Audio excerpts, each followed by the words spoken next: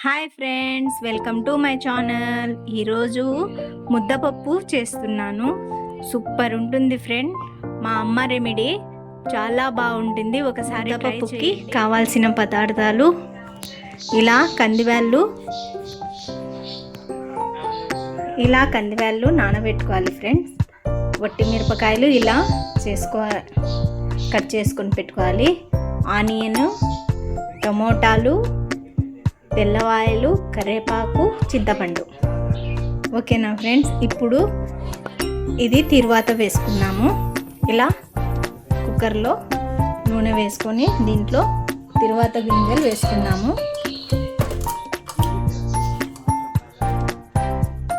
ఆవాలు 1 table spoon,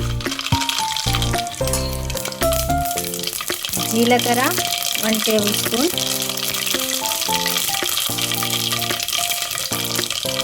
తిరువాత గింజలు,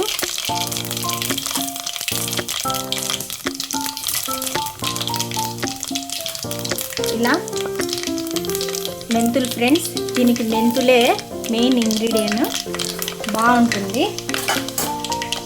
ఇప్పుడు దీంట్లో ఆనియన్ వేసుకుందాము.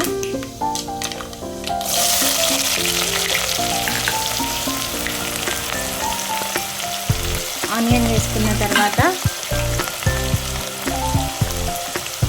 కట్ చేసుకున్న వట్టి మిరపకాయలు, మీకు కారానికి సరిపడేంత వేసుకోండి ఫ్రెండ్స్.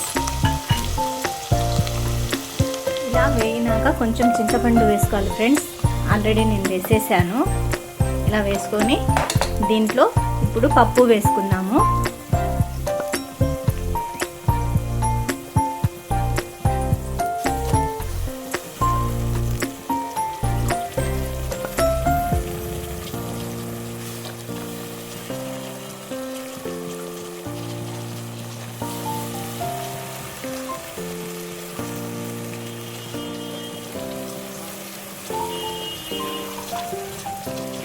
చాలా బాగుంటుంది ఫ్రెండ్స్ ఈ పప్పు. మీరు ఒకసారి ట్రై చేయండి, మీకే తెలుస్తుంది. తొందరగా ఈజీగా కూడా ఉంటుంది, తొందరగా అయిపోతుంది. వేసుకున్న తర్వాత ఇలా కలుపుకోవాలి.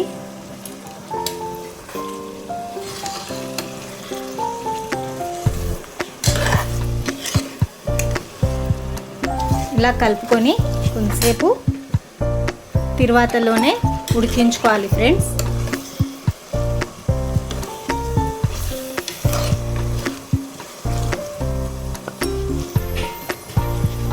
ఇలా మరిగినాక కొంచెం ఉడికినాక దీంట్లో వాటర్ వేసుకోవాలి ఫ్రెండ్స్.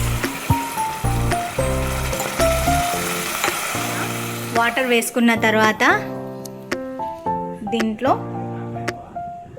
ఉల్లిపాయలు వేసుకొని మళ్ళీ ఆవాలు, దీనికి స్పెషల్ ఇదే ఫ్రెండ్స్, టేస్ట్ తెచ్చేది.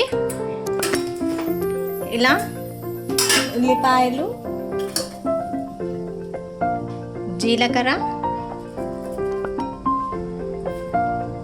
ఆవాలు వేసుకొని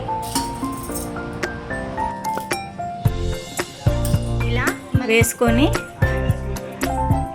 ఇక మూత పెట్టుకోవడమే ఫ్రెండ్స్. మూత పెట్టుకొని 6-7 విజిల్స్ రావాలి. విజిల్స్ అయిపోయినాక ఇలా దింపుకొని ఉప్పు వేసుకోవాలి ఫ్రెండ్. ఉప్పు వేసుకొని ఇంకా రామడమే, అంతే. ఇంకా పప్పు రెడీ అయిపోతుంది. పప్పు రెడీ అయినాక చూపిస్తాను. ఇలా రాముకొని పప్పు రెడీ అయిపోయింది ఫ్రెండ్స్. ఇప్పుడు టేస్ట్ ఎలా ఉందో మా పిల్లలు చెప్తారు, చూడండి. మా పిల్లలు టేస్ట్ చూసి చెప్తారు, చూడండి ఫ్రెండ్స్.